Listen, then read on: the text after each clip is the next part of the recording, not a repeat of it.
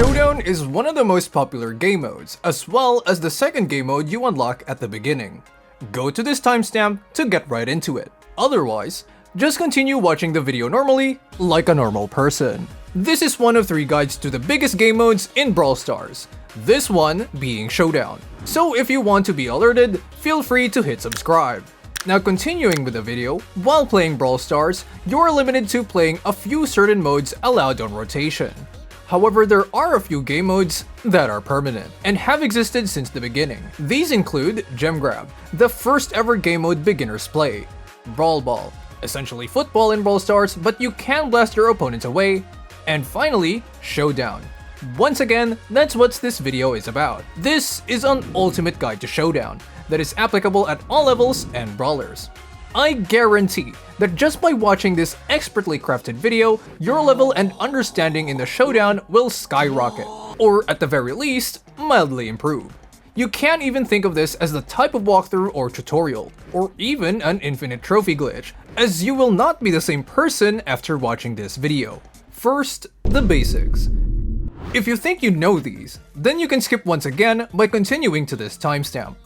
Something that should be obvious is never pick throwers in Showdown. If you have played the game for at least a day, you will understand why this is. There are some exceptions to this, such as Dynamite if you have its Dyna Jump Star power, or whenever a new broken brawler that just so happens to be a thrower, just like when Larry and Laurie got out. But generally, don't go with throwers, or any brawler with particularly low health and low damage, like Jesse in Solo Showdown. The moment you pick someone like Sprout, you become a huge target to everyone, and the next thing you know, you're gonna have a Mortis chase you down with a shovel until you're dead. Vice versa. Picking assassins or brawlers with high explosive damage is generally the best picks for both solo and duo Showdown. Of course, in the end, it depends on what map is currently in rotation, where if you get a map like Cavern Churn or Island Invasion, a close range tanker is highly recommended. Final basic tip. Don't play solo Showdown just because you want to play with a brawler with a win streak or a new star power. Rather, choose your brawler based on Showdown. This is something quite common where people want to play a quick Brawl Stars match, so they play Showdown with a random player and probably end up losing. So don't be that guy. Now that this is done, let's get into the main Showdown guide. The biggest mistake everyone has made in Brawl Stars over and over is underestimating Showdown. It will make your soul rage and your eyes weep. It is the reason why people leave the game and never come back again. Ever seen a clip of someone raging in Brawl Stars? It must have been Showdown. One wrong move and all your trophies earned with your sweat and brow will be gone down the drain. Such is the horror of Showdown. And you may be thinking that I'm exaggerating, but I will tell you what kind of place Showdown is. In Solo Showdown, up until a certain number of trophies, you just have to make it into the top 5. Other than the beginner stages, any lower than that will lose you trophies. It seems simple, right? In Showdown, there are also these boxes that, if you break them, contain power cubes, which make you stronger. On paper, this seems like a fun, balanced battle royale, but I tell you, this is anything but balanced. The first thing I'm telling you is to remain vigilant, especially if you're not a close-range brawler. Unlike how the game developers intended, in Showdown it's not a free-for-all where the most skillful or the one with the most power cubes win. In reality, it's all about guerrilla warfare. Everyone is hiding in a bush, waiting to ambush you. A power cube near a bush? There is a Shelly with a charge super ready to blast you in the face. Over half the times you die in less than 5 seconds because of these ambushes. And even if you check every bush and stay away from them, you're not safe. There are many brawlers that can jump over walls, teleport through them, or straight up destroy them. Especially the jumping brawlers, particularly Kid and Edgar, which are famously the most obnoxious and hated brawlers in Brawl Stars. For this reason, are thriving in Solo Showdown. If you are a sharpshooter or thrower like Colt or Sprout, once they jump you or catch you off guard, you can consider yourself dead. The second thing I'm telling you is trust no one, especially for beginners. They might not know what teaming is. Teaming is when another player in Showdown would like to team up with you. They indicate this by spinning in place or by putting sprays on the ground, some that literally say team, like these Godzilla sprays. Once you spray or spin back, then it's a truce, in which you each go your own ways, or you start playing Duo Showdown in Solo Showdown, which is, by the way, looked down upon by many. 9 out of 10 times, you will get betrayed sooner or later, whether it's right away or near the end when you were both meant to be fighting a common enemy. Frail-minded people will especially fall for this. Sometimes they might slightly attack you or stand next to you to charge their supers, since some brawlers like Buzz can't do that. However, even if you do follow this advice, Brawl Stars can be a cruel game. You can try your best to play the game the way it's done, make your way through Showdown, and unfortunately, stumble upon up to 6 or more gooners in the lobby mindlessly spinning around, in which the only choice you have is to valiantly charge onwards against them, hope that they will allow you to join them, hide, or merely face death. This is why many people absolutely abhor teamers. On the flip side, on the occasional game where there is maybe an absolute monster with over 10 power cubes destroying everyone, probably a jumper like Kid or Edgar, where your only chance is teaming up with someone. If you don't get killed by your teammate or during the process, like I said before, you will likely get killed after, or be joining the ranks of said teamers playing duo when it should have been solo. And that brings me to the last point of Solo Showdown, which is to not let yourself get carried away by the game. Remember what I said at the beginning about Showdown?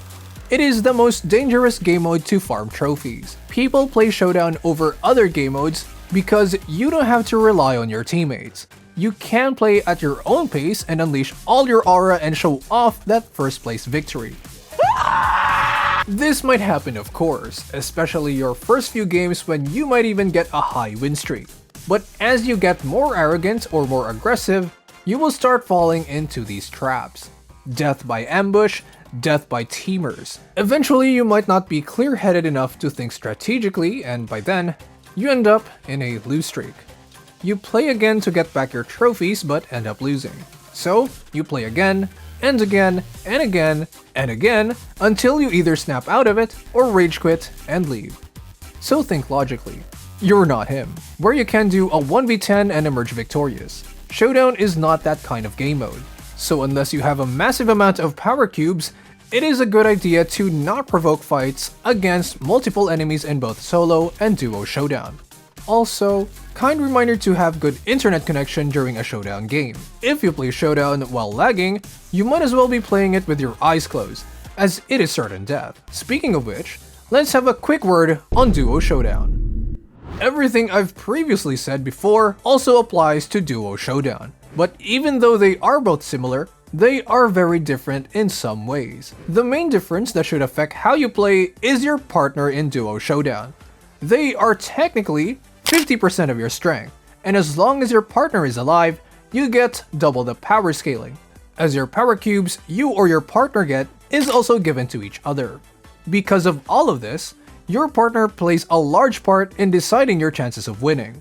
Like most other game modes, creating a team beforehand with a reliable partner rather than randoms is much better.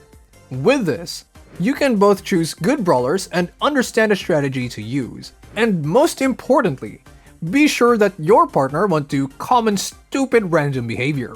If you play Duo Showdown, just get a friend. Otherwise, just play Solo Showdown or any other team game modes. But for any of you that want to recklessly play with randoms in Duo, the extra thing you must look out for is what your random is. If it's clear that your partner is bad, rushing right into the fight, then just ditch him. Split up and live to fight another day.